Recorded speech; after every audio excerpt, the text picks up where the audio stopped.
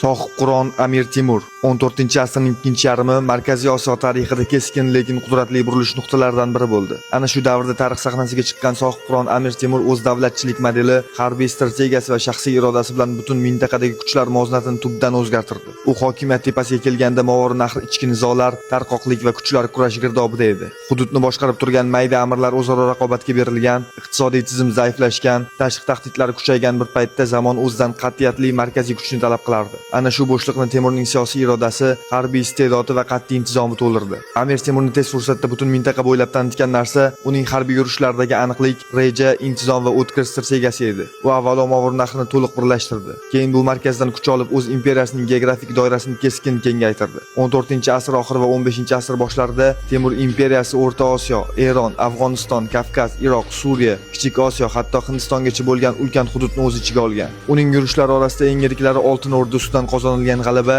Dehli sultonini bo'ysundirish, Tabriz, Sheroz, Bag'dod, Damashq kabi markazlarni egallash, shuningdek Usmonli sultoni Boyazid Yildirim ustidan Anqarada qo'lga kiritilgan g'alaba tarix sahifalarida alohida o'rin tutadi. Bu yurishlar Sohibqironning shaxsiy salohiyati bilan bir qatorda uning tuzgan temir tuzuklari, intizom, boshqaruv, harbiy tartib va davlatni mustahkamlovchi qoidalar tizimining amaliy natijasi edi. Temur imperiyasi o'sha davrda kuchning eng yuksak ramzi sifatida ko'rindi. U qaysi hududga kirsa, siyosiy tizim yangidan qurildi. Savdo yo'llari tiklandi, shaharlar qayta bunyod etildi. Samarqand Temuriylar davrida nafaqat davlat poytaxti, balki ilm-fan, me'morchilik va san'at markaziga aylandi. Ulug'bek kabi daholar yetishib chiqqan ilmiy muhit aynan Temurning markazlashgan siyosati natijasi edi. Uning kuch adolatda tamoyili davlat boshqaruvida tartibni birinchi o'ringa qo'ydi va bu tartib imperiya hududlarida aniq sezildi. Sohibqironning o'limi esa uning hayoti kabi tarixiy ahamiyatga ega bo'ldi. U 1404-yilda Xitoyga yurish boshlagan edi, ammo bu yurish oxiriga yetmadi. 1405-yilning fevralida O'tror yaqinida kasallik sabab vafot etdi degan ma'lumotlar tarixiy manbalarda keng tarqalgan. Uning o'limi ulkan imperiya uchun burilish bo'ldi. Markaziy kuchning yo'qolishi